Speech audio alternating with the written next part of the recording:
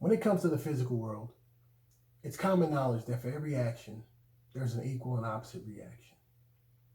Believe it or not, the unseen spiritual realm, a world that we all live in, including you, it has its own similar quantifiable rules as well.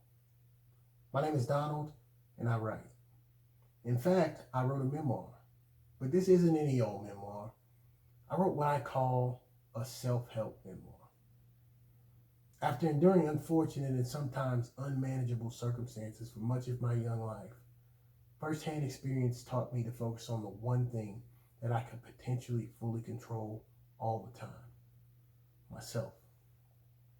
In my 80,000 word manuscript, Refined by Fire, a self-help memoir, I organically unroll a spiritual roadmap as I share my trek from mental chaos and confusion to inner peace and happiness.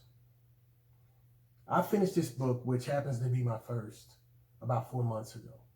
I haven't touched it since then. For me, I write and I read from two different places. So as I read through my book with fresh eyes, I plan to share many of its high points. If you're watching this, hopefully you can be sort of a beta listener.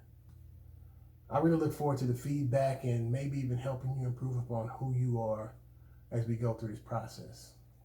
My next step's publishing, so please be honest with how you feel about the content. My main objective is to help people, so any constructive criticism is really appreciated.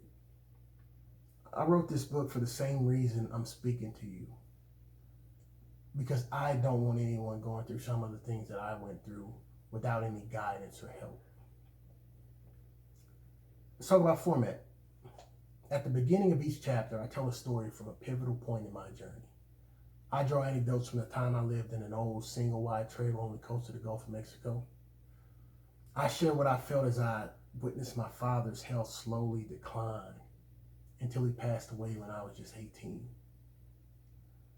I talk about having one side of my family from the inner city of Houston and the other from rural Louisiana, and how this affected my mindset and the way I interact with the world and the people in it.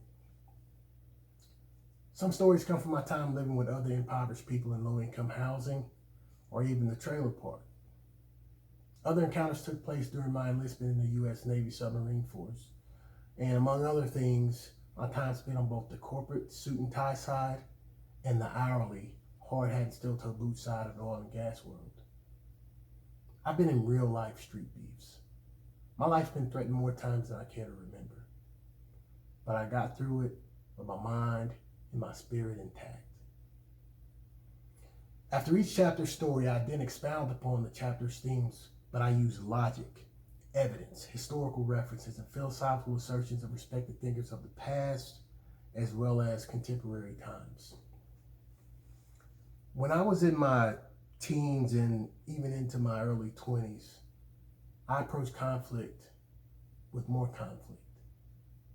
I used aggression and sometimes violence to settle some of my problems.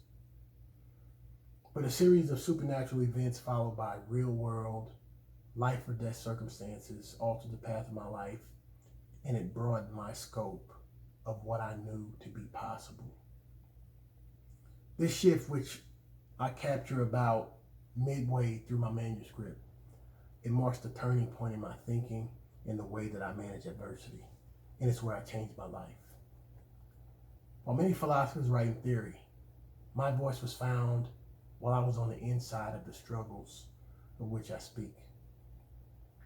I can tell you to be resilient and persistent while in the storm because my memoir reveals that I practice what I preach. I write from the heart and based on experience, so I offer advice that I know can improve the quality of your life. That's what I hope to do for everybody, and it's what I hope to do for you. Till next time, y'all be safe. Later.